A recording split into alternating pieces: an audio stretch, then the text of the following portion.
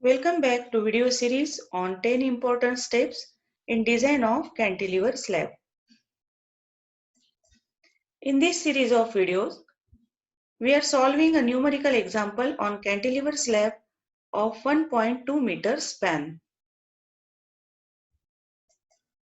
So in this part 3 of this video, you will learn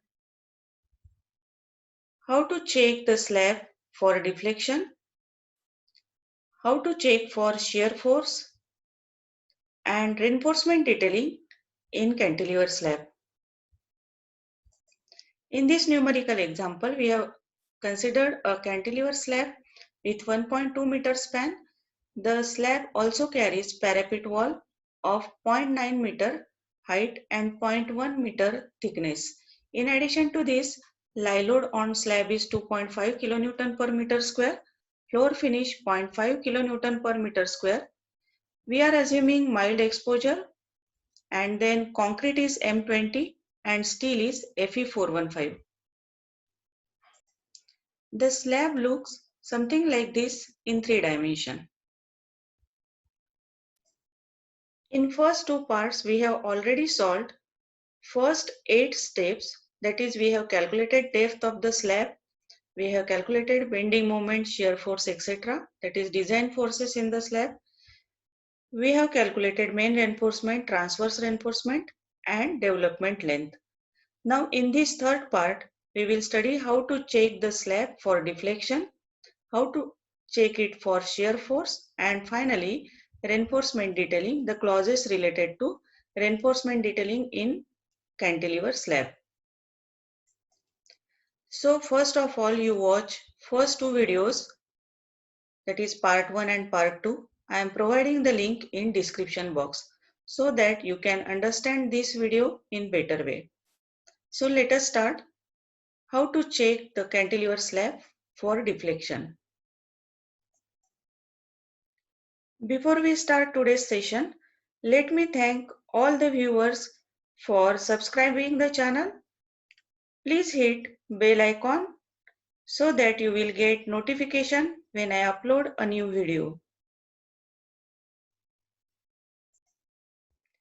Check for deflection is a very important serviceability condition in design of cantilever slab, because you know that in cantilever slab there is one fixed end and other is free end. And at free end, it can be subjected to large deflections. And therefore, check for deflection is a very important step in design of cantilever slab. In design of slab, even though the slab is sufficiently strong to take the maximum bending moment, we have to check it for deflection. Check for deflection is nothing but checking the depth, whether it is sufficient to carry the permissible deflection. So for that, we have to refer page number 38, figure number 4 of IS 456. So how we calculate effective depth? Effective depth is equal to effective span divided by basic value multiplied by modification factor. So initially, while deciding the effective depth, we have assumed this modification factor and we have calculated the effective depth. Now we have to check whether this calculated modification factor, because this modification factor depends on percentage of steel, therefore we will now calculate actual value of modification factor, and then on the basis of that we will calculate effective depth. The calculated depth must be less than provided, then our slab will be sufficient to take the permissible deflection. Now how to calculate this modification factor? For that we will refer figure number 4 on page number 38 of IS code. So this figure is given in IS code.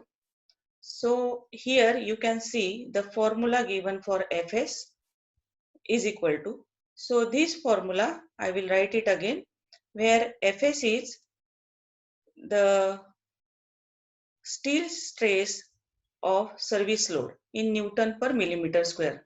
So this is the formula of Fs given in the IS code. So in this formula, we have to calculate area of cross section of the steel required, which is already we have calculated. and what is the area of steel we have provided. Because area of steel provided is not the same what is we have calculated. Because while calculating the spacing of the bars, we round up the spacing of the bar and therefore steel required and steel provided are different. So on the basis of which first of all we will calculate Fs. After that we have to calculate percentage of steel. How we calculate percentage of steel? What is the area of steel provided divided by B into D multiplied by 100. So on x-axis percentage of tension steel is given. So from this we will draw a vertical line which will cut the Fs value graph. Then from this we will draw horizontal line and then we will read the modification factor value from the y-axis. So let us calculate for our case.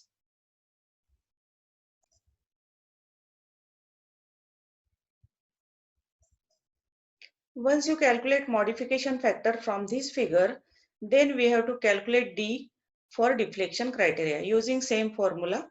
In this we will substitute actual value of modification factor. After calculating this, the D calculated from this formula must be less than D provided. So this is the check for deflection. So in part 2 of this video, we have already calculated what is the area of steel required. It is 245 millimeter square. And how we calculate area of steel provided? Here 50 is the area of diameter. We have considered 8 millimeter diameter bar. So area of 8 millimeter diameter bar is 50. 200 is the spacing we have provided between the bars. And this is 1 meter width of the slab. So area of steel provided is 250 millimeter square, whereas required is 245 millimeter square.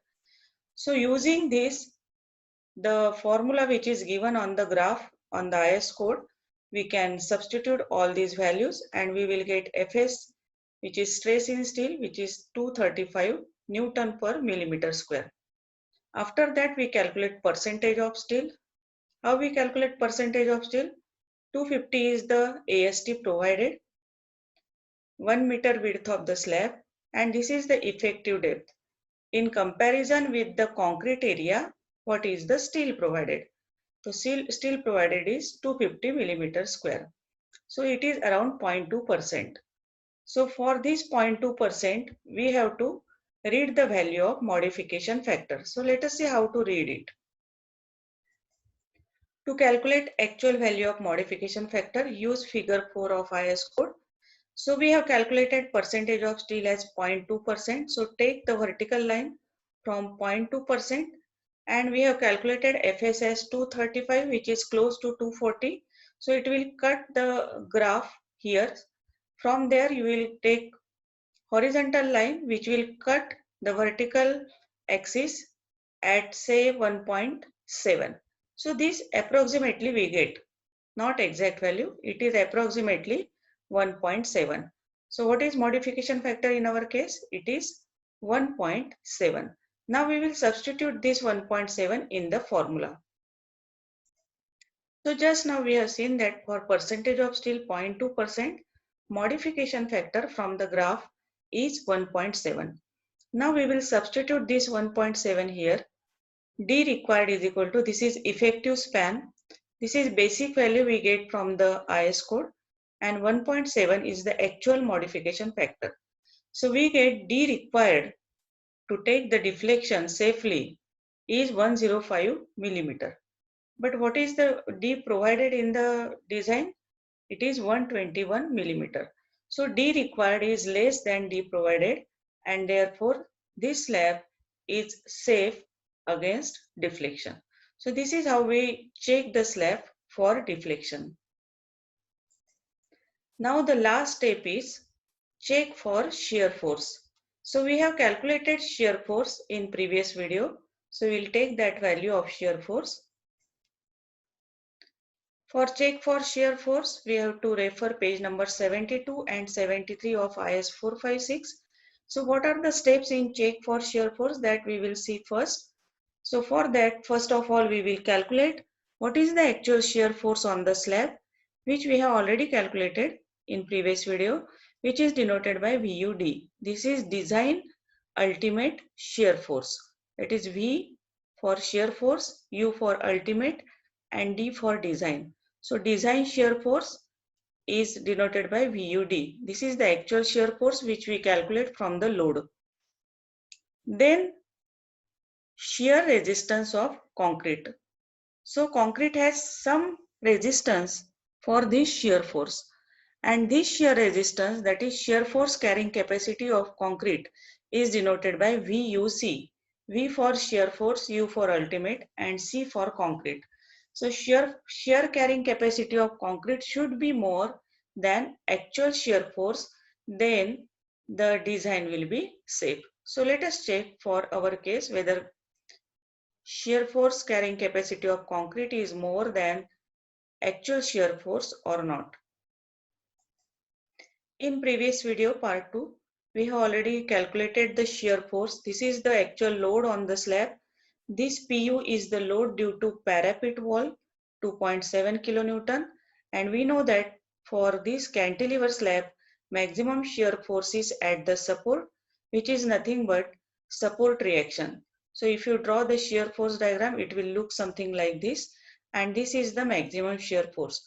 So we have to check our slab for maximum shear force, and which is nothing but the reaction. And if you take summation of vertical forces equal to 0, then you will get R by adding these forces.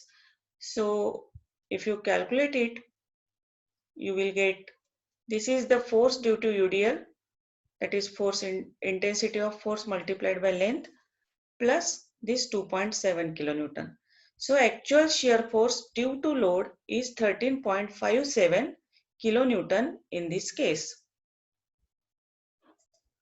After that, we calculate what is the shear capacity of concrete. So to calculate shear capacity of concrete, we have to consider this formula. V is shear force. So you know that force is equal to stress into area.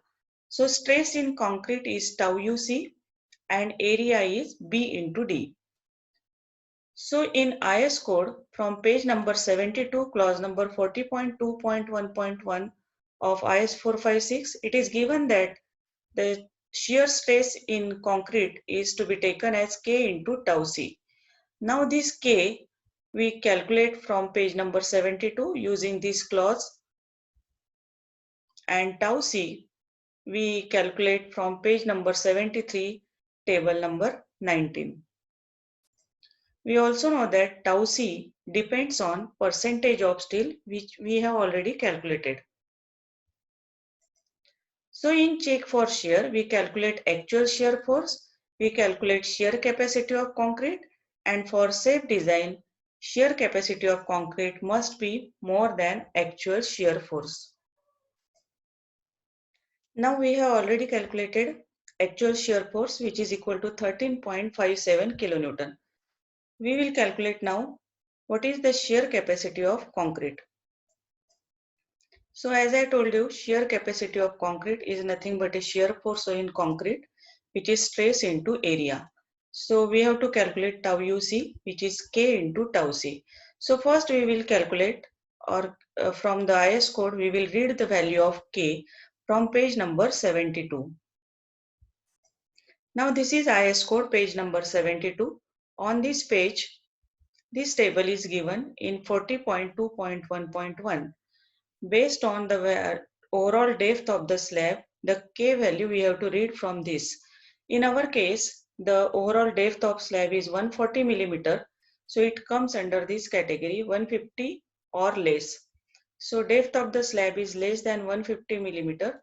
Therefore, K value will be 1.3. So we read the K value from this table. So for depth of slab 140 millimeter, K value is 1.3 from page 72. Next is to calculate tau C. Now this tau C value depends on percentage of steel. In our case, the percentage of steel is approximately 0.2%. So for that, we can read tau C value from page number 73, table 19. Now this 0.2 value is in between 0.15 and 0.25. Let us see page number 73 of IS code. This is page number 73 of IS code. On this page, this is table number 19, from which we have to read the value of design shear strength of concrete, that is tau c value. Now in our case, this is percentage of steel column. We got percentage of steel 0.2, which is in between 0.15 and 0.25. Then grade of concrete in our case is M20. So for M20 concrete, when percentage of steel is 0.15, tau c is 0.28. When it is 0.25, tau c is 0.36. And we want for 0.2, so we have to interpolate. So 0.2 is in between 0.15 and 0.25, so it will be average of 0.28 and 0.36. For any other value, you have to interpolate between these. So let us calculate for 0.2 what is tau c from this 0.28 and 0.36. From table 19, page 73, just now we have seen that for percentage of steel 0.15, tau c is 0.28, and for 0.25, tau c is 0.36. So for 0.2, we will take average of these two, or you can interpolate. So if you interpolate for percentage of steel 0.2, you will get tau c is equal to 0.32. Now we will substitute this 0.32 in the formula. K value is 1.3 and tau c value is 0.32. So if you substitute here in tau UC formula, you will get tau UC is equal to 0.416 Newton per millimeter square. Now substitute this back in this first formula. So if you substitute tau UC here, so it is 0.416, B is 1 meter. You know that we designed the slab for 1 meter width. So it is 1000 millimeter and effective depth is 121. So what is the shear capacity of concrete? It is around 50 kilonewton. So actual shear force is 13.57 kilonewton. Shear resistance of concrete can take shear force up to 50 kilonewton, and therefore since concrete capacity is more than actual shear force, the design is safe in shear. Now the last step is detailing of reinforcement. So now we have designed the slab for given data. These are the design outputs. That is, thickness of slab is 140 millimeter, which we have calculated and checked. Main reinforcement is 8 millimeter diameter, 200 center to center. Distribution steel is 6 millimeter diameter, 130 millimeter center to center. And development length is 380 millimeter. Now let us see how to provide this, how to show this on the drawing. So this is the outline of that slab. It will look like this in 3D. So here, this is the supporting beam on which the slab is supported. So first of all, we will see how to show this thickness 140 millimeter where it is. This 140 millimeter thickness is provided at the fixed end. So this is 140 millimeter, and you know that since bending moment reduces towards the free end, the depth required at free end is less. So here we provide not less than 75 millimeter. So in this case, we are providing 80 millimeter thickness at free end and 140 millimeter thickness at the fixed end. Now let us see the main reinforcement in the slab. Now this is a cantilever slab which will deflect something like this. That means tension is at top fiber and compression is at bottom fiber. And you know that we provide the reinforcement in tension zone. So in this type of slab, that is in cantilever slab, we have to provide the reinforcement close to top face. So let us provide the reinforcement on top side like this. Whereas in simply supported slab, we have to provide the reinforcement on bottom side. But in this case, since tension is at top, we have to provide main reinforcement at top. So this is main reinforcement, which will look like this in 3D. So these are the bars which are 8 millimeter diameter, 200 millimeter center to center. That means distance between two bars is 200 millimeter. This spacing we have calculated on the basis of bending moment which is at the support. Now for the, you know that for cantilever slab one end is fixed and other is free. So at fixed end, to achieve the proper fixity, we have to take these main bars inside the support for a length equal to development length. So this length, if you measure from the support to this, it should be equal to development length, which is 380 millimeter. So this is called as development length. So you have to take the main bars inside the support for proper fixity. So this will look like this in 3D. So this is about the main bars. Now we will show the distribution steel. Distribution steel are like this. It will look like dots in section. These are the bars which are shown by yellow color. These are the distribution steel, which are below the main steel. So what is distribution steel? 6 millimeter diameter, 130 millimeter center to center. So these bars are 6 millimeter diameter, 130 millimeter center to center. So distance between two bar is 130 millimeter. In cantilever slab, whatever main steel we calculate on the basis of maximum bending moment, which is at the support. But we know that as we go towards the free end, the bending moment reduces. And at free end, bending moment is zero. So therefore, it is not required the same amount of steel at the free end. So for that purpose, for economy point of view, we curtail or we cut the alternate bars at the length which is equal to LD or 0.5 L. So we calculate 0.5 L and we have already calculated LD. We take maximum of this up to this length, we provide the alternate bars, and after that we curtail these bars so we can save the steel and it will be economical. So at the support we provide whatever the design steel we have calculated, and after that we curtail alternate bars. So let us see how to provide this curtail steel. So curtail steel is 0.5 AST and this is the main AST.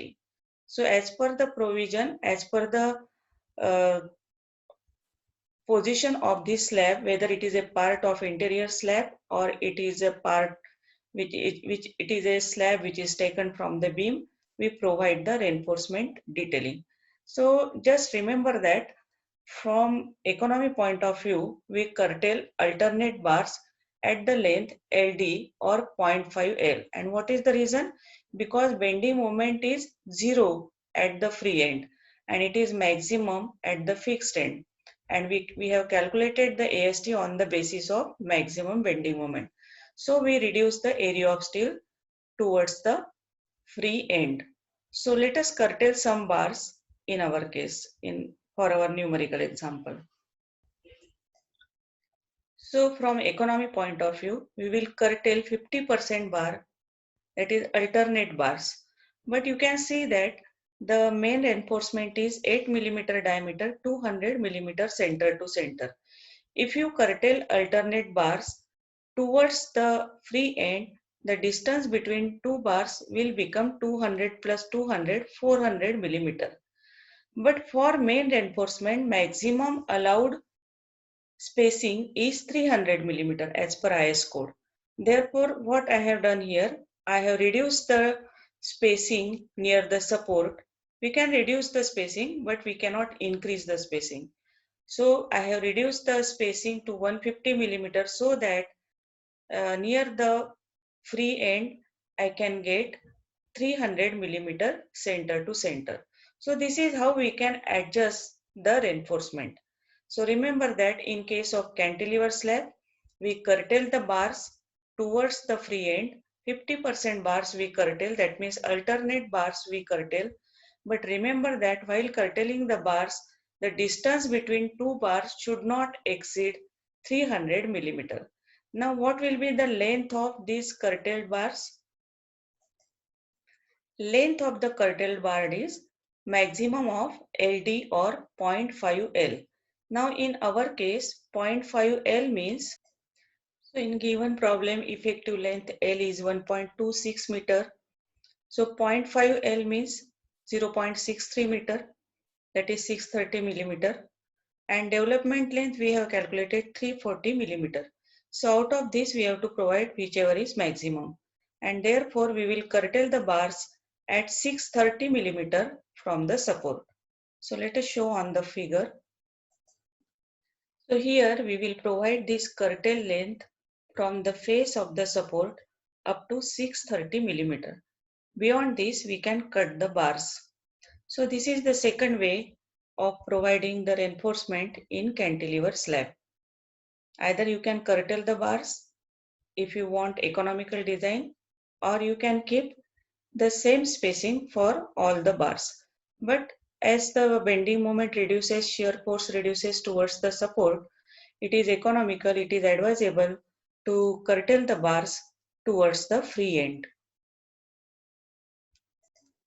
So see you in the next video. Thanks for watching.